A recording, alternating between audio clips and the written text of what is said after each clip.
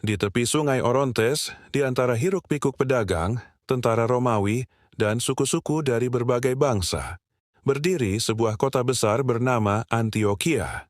Sebuah kota megah yang dijuluki Mutiara, Timor, pusat budaya, perdagangan, dan kepercayaan. Tak ada yang tahu bahwa tepat di kota ini akan lahir sebuah nama yang kini dikenal seluruh dunia, orang Kristen. Tahun-tahun setelah kenaikan Yesus dan hari Pentakosta, jemaat di Yerusalem berkembang pesat. Namun kematian Stefanus, martir pertama, mengubah segalanya. Penganiayaan meledak, rumah-rumah digerebek. Banyak murid Yesus melarikan diri, meninggalkan kota suci dengan air mata dan ketakutan. Sebagian dari mereka berjalan jauh hingga mencapai Antioquia, lebih dari 700 km dari Yerusalem.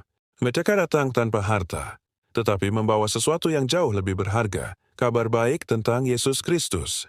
Di kota multikultural ini, mereka mulai berbicara tentang Yesus, bukan hanya kepada orang Yahudi, tetapi juga kepada orang-orang Yunani dan bangsa non-Yahudi. Dan mukjizat terjadi, banyak di antara mereka percaya. Kabar itu menyebar cepat kembali ke Yerusalem. Para rasul terkejut. Injil kini menjangkau orang-orang yang selama ini dianggap bukan bagian. Lalu mereka mengutus seorang pria berhati lembut, seorang yang dipercaya dan penuh Roh Kudus, Barnabas. Ketika Barnabas tiba di Antioquia, ia terkejut melihat karya Roh Kudus begitu nyata. Ia bergembira, menguatkan jemaat, dan tahu satu hal. Pekerjaan Allah di kota ini baru saja dimulai.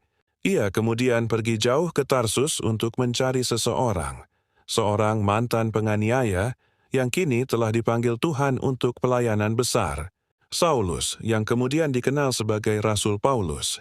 Bersama-sama, Paulus dan Barnabas tinggal di Antioquia selama 1 tahun penuh, mengajar, membina, dan mempersatukan jemaat yang terdiri dari Yahudi dan non-Yahudi. Di tengah perbedaan budaya dan bahasa, mereka menjadi satu keluarga. Kasih dan iman mereka menarik perhatian penduduk kota. Orang-orang mulai menyebut mereka dengan sebutan baru. Mungkin ejekan, mungkin julukan, Kristianoi, yang berarti milik Kristus. Dan di Antioquialah, untuk pertama kalinya dalam sejarah, para pengikut Yesus disebut orang Kristen. Sebuah nama yang kini diucapkan oleh miliaran orang sepanjang zaman. Setelah jemaat bertumbuh matang, Antioquia menjadi pusat pengutusan misi pertama.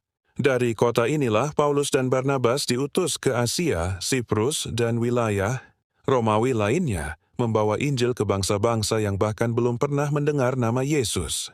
Antioquia berubah dari kota pelarian menjadi kota pengutusan.